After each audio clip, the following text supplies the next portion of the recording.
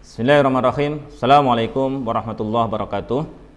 Ayuhal ikhwah, alhamdulillah pada pagi hari ini kita dimudahkan Allah Subhanahu wa taala untuk bersama-sama belajar tentang adab terhadap Al-Qur'an. Berbicara tentang adab terhadap Al-Qur'an ini sangat luas. Berbeda dengan ketika kita berbicara tentang adab membaca Al-Qur'an ataupun adab membawa Al-Qur'an. Ketika kita ingin berbicara tentang adab terhadap Al-Qur'an, maka yang perlu kita pahami pertama adalah tentang apa itu Al-Qur'an. Al-Quran secara bahasa adalah qiraah. Sedang menurut istilah, Al-Quran adalah kalamullah, perkataan Allah Subhanahu wa taala yang diturunkan kepada Nabiullah Muhammad SAW melalui malaikat Jibril yang berfungsi sebagai petunjuk bagi manusia. Karena kemuliaan Al-Quran ini, maka mestinya kita punya adab ketika kita bersama dengan Al-Quran. Dan apa saja adab ketika kita bersama dengan Al-Quran?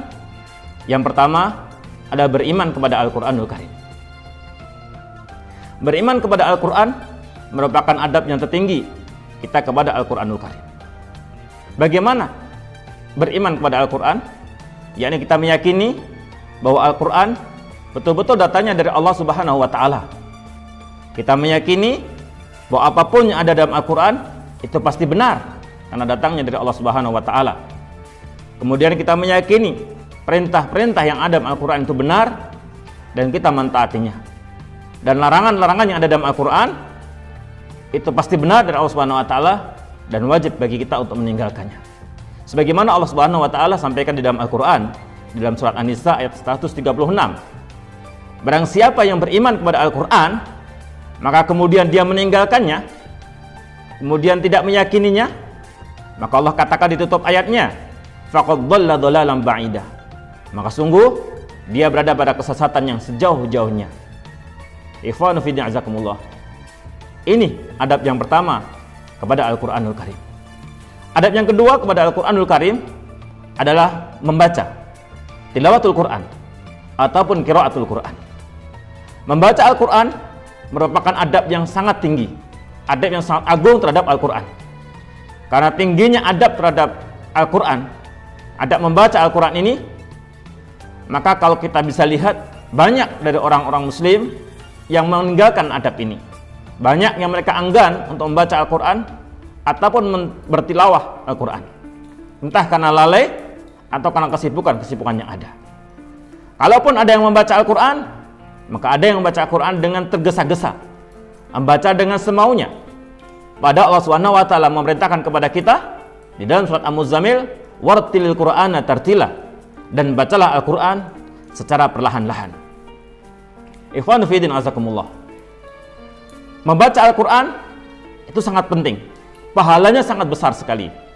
Maka Rasulullah SAW memotivasi kita untuk membaca Al-Quran.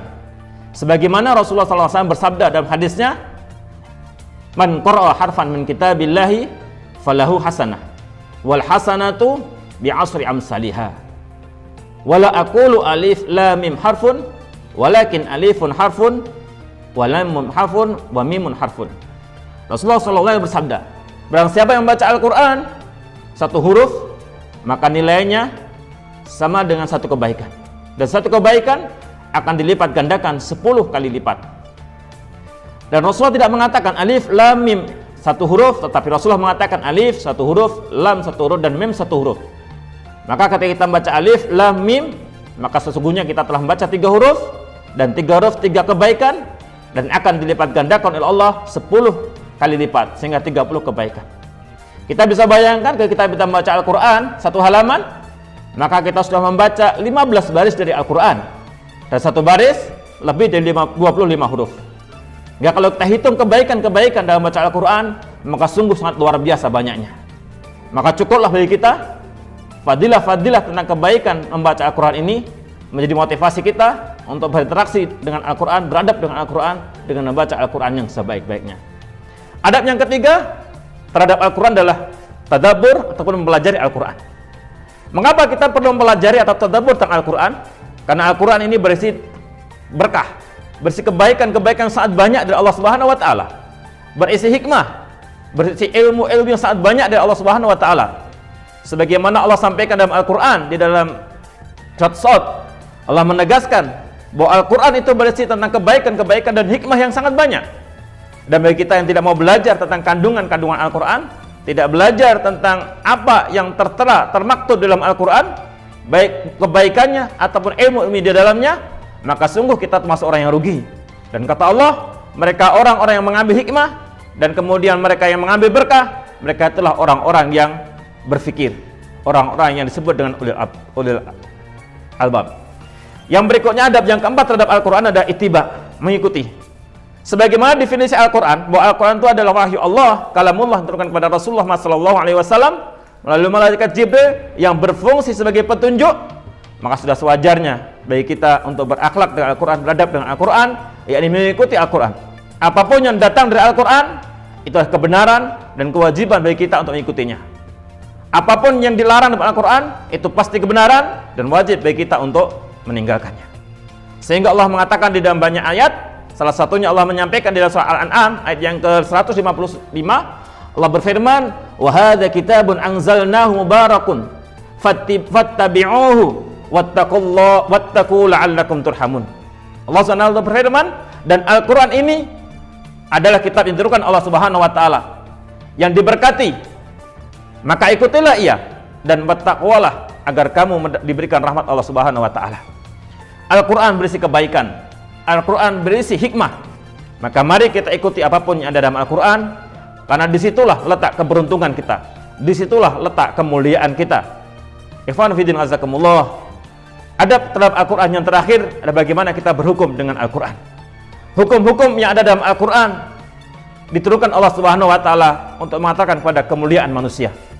Ketika manusia ingin mulia, satu-satunya cara adalah bagaimana kita kembali berhukum kepada Al-Quran.